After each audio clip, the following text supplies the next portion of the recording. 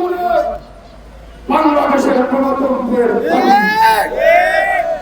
খালেদা জিয়াকে নিয়ে যদি কটূক্তি করা হয়, জিয়াউর রহমানকে নিয়ে যদি কোন ধরনের বাজে কর্মকাণ্ড করা হয়, তারেক রহমানের নামে যদি কোন ধরনের সমালোচনা করা হয়, আজকের এই নারায়ণগঞ্জের মিছিলের পরে এই সভা থেকে বলতে চায় তোমাদের চিপ কেটে দেব, চিপ কেটে দেব।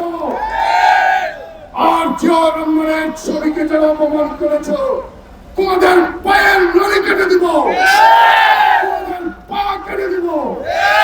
আর কোনদিন এই উদ্যোগপূর্ণ আচরণ করতে যদি সাহস পাও, তাহলে তোমাদেরকে বাংলাদেশের মাটি থেকে এই খুনি হাসিনার মতো ভারতে যেমন পালিয়েছে, তোমাদেরকে পাকিস্তান পাঠিয়ে দিব।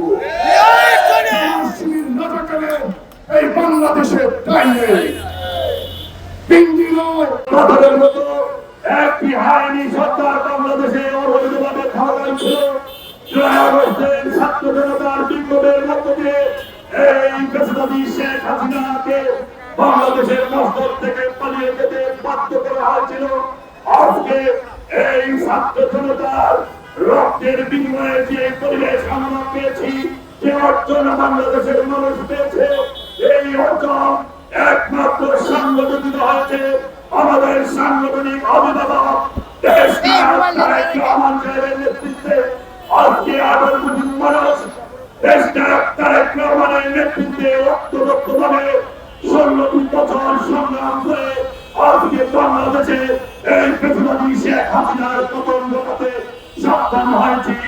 আজকে কিছু কুচক্রী দল যারা এই বিএনপির সুনামকে নষ্ট করার জন্য তারেক রহমানকে কুচক্রী দল তারেক রহমান সম্পর্কে বিভিন্ন ধরনের তারা কুচ্ছারা করার জন্য, বিএনপির সুনামকে নষ্ট করার জন্য, আমাদের বাংলাদেশের স্বাধীনতার ঘোষক বিএনপির প্রতিষ্ঠাতা বহুদলীয় গণতন্ত্র